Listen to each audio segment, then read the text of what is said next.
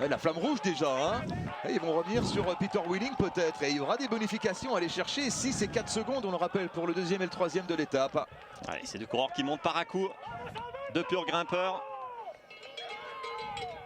Alberto Contador, ben oui, il n'a qu'un homme à surveiller, Nairo Quintana. Pour la victoire de ce Tour de Catalogne. Et puis surtout, Contador, il a quand même 6 secondes à reprendre, hein, à Dan Martin pour prendre la tête du général. Allez, Thomas de Gendt. Il devrait aller au bout quand même, Thomas de Gendt. Il devrait aller au bout, Thomas de Gendt. Ouais, la caméra fixe qui vient saisir le Belge. Encore un grand numéro en montagne, hein, pour Thomas de Gendt. On se souvient de sa victoire d'étape dans Paris-Nice avec... C'était la dernière étape, Paris-Nice 2012, avec les talus de l'arrière-pays niçois qu'il avait avalé toute la journée en compagnie de Rein Taramei, je crois, et puis surtout sa victoire d'étape dans le Giro, au Passo Stelvio, la veille de l'arrivée à Milan. Ça, c'est une belle victoire, il est allé la chercher. Alors Quintana qui s'est débarrassé peut-être de Contador, c'est fait. Il a 13 secondes à reprendre, Nairo Quintana, il y aura des bonifications, on le rappelle. Et là on va déclencher les chronomètres. Allez, il est en train d'aller chercher la victoire du Tour de Catalogne, Nairo Quintana. Victoire de Thomas de Gendt à Port-Aine qui succède à Dan Martin, vainqueur ici il y a 3 ans. Quelle course du Belge, quel guerrier. Thomas de Gendt qui s'impose pour l'équipe Lotto Soudal. Oui, il va chercher les bonifications. Il va aller prendre les 6 secondes de bonif. Parce que Peter Wheeling ne fera pas 2. Il va faire 4e, même Peter Wheeling sans doute. Et oui, Nairo Quintana, j'avais dit, en altitude, à 2000 mètres, il a un avantage par rapport à d'autres coureurs. Et on sait qu'il peut finir très fort. Il est en train d'aller chercher cette victoire. Et il est en train de faire plier Alberto Contador, surtout. À 400 mètres de l'arrivée encore, Nairo Quintana qui va aller chercher la 2e place de cette étape. Et qui va sans doute prendre le maillot de leader. Il a 13 secondes à reprendre. Bon, s'il prend les 6 secondes de bonif, Contador... Il faut qu'il reprenne 11 secondes. 11 secondes, exactement. Et là, il finit fort, hein, le Colombien. Au sprint, oui. Ah, sur un col dur usant comme celui de Port-Aine, Quintana, il n'a pas d'équivalent dans le peloton international. Alberto Contador qui va chercher tout de même à prendre la 3e place pour prendre les 4 secondes de bonif qui vont avec.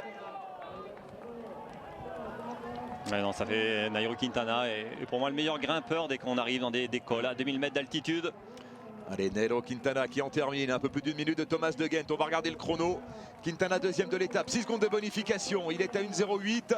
Alberto Contador qui va en terminer, mais qui a Richie Porte avec lui. Est-ce que Richie Porte va priver Contador des bonifs? Ce serait pas une bonne affaire là pour Alberto Contador qui sprint pour aller chercher... Non, c'est Quintana, Quintana qui aura le maillot. Quintana prend le maillot parce que Contador est dépassé par Porte. Et d'ailleurs on a vu Contador secouer la tête, il n'est pas content.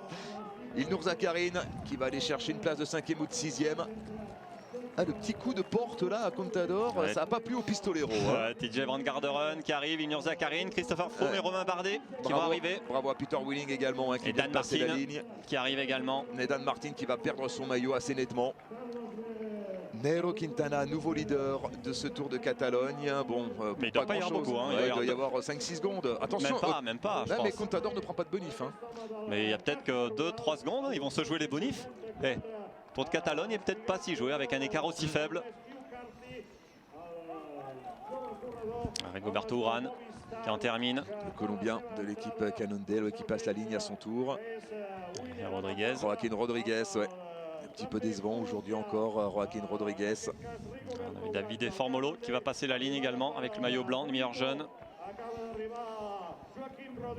Mikel Nieve, on n'a pas vu Christopher Froome. Hein.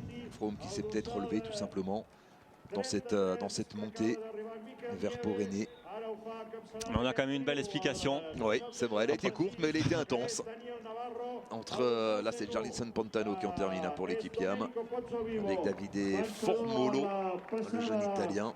Une explication courte mais intense et qui provoque donc un bouleversement au classement général, puisque c'est désormais Nairo Quintana qui prend les commandes de ce Tour de Catalogne, ici à Port-Aine. Alors on revoit la victoire d'étape de Thomas de Gendt, on ne l'oublie pas. C'est lui le héros du jour, Thomas de Gendt. Parti dans l'échappée matinale. Et comme il y a 3 ans, eh bien c'est un membre de l'échappée matinale qui remporte l'étape ici à Port-Aine.